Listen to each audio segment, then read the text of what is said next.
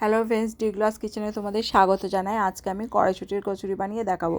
কড়াইশুঁটির কচুরি বানানোর জন্য প্রথমে আমি একটু জল নিয়েছি পাত্রে। সেই জলটায় কড়াইশুঁটিগুলো সেদ্ধ করে নেব, ঢাকা দিয়ে এটাকে সেদ্ধ করে নেব।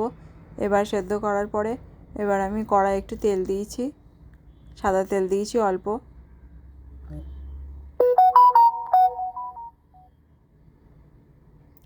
এবার এই তেলটার মধ্যে একটু হিং দিয়ে দেবো।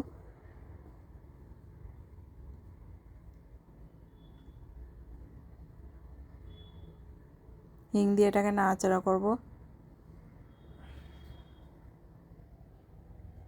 এদিকে আদাটা আমি বেটে নিয়েছি, আদা জিরেটা বেটে নিয়েছি, এটা এর মধ্যে দিয়ে দেবো, দিয়ে নাড়াচাড়া করব।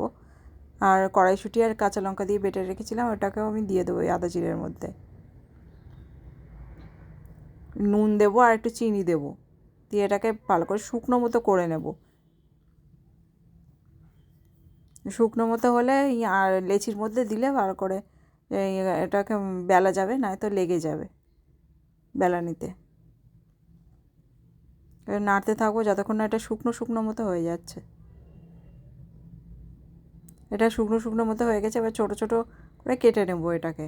এদিকে আমি ময়দাটা ময়ান দিয়ে মেখে নিয়েছিলাম, 10-15 মিনিট ঢেকে রেখেছিলাম। এবার এই ময়দাটা গোল গুছি কেটে এর মধ্যে কড়াইশুঁটি ছোটো ছোটো পুরগুলো এর মধ্যে দিয়ে পুড়ে দেবো।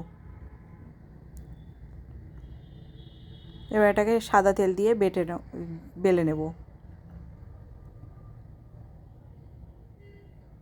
এদিকে কড়াইতে তেলটা আমি গরম হতে দিয়েছি, এটা আমার বেলা হলে এটা ভেজে নেব।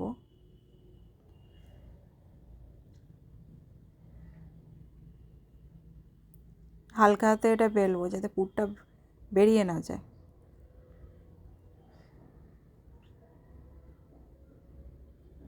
এটা আমার বেলা হয়ে গেছে, এবার তেলটাও গরম হয়ে গেছে, এবার তেলের মধ্যে ছেড়ে দেবো। ঝাঁঝরিকে দিয়ে এটা ডুবিয়ে নেবো, তাহলে এটা ফুলে উঠবে।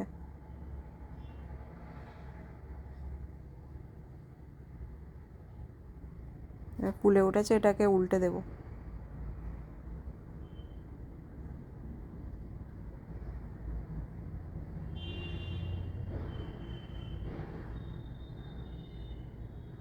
এটা বেশ গোল্ডেন ব্রাউন করে ভেজে নেব।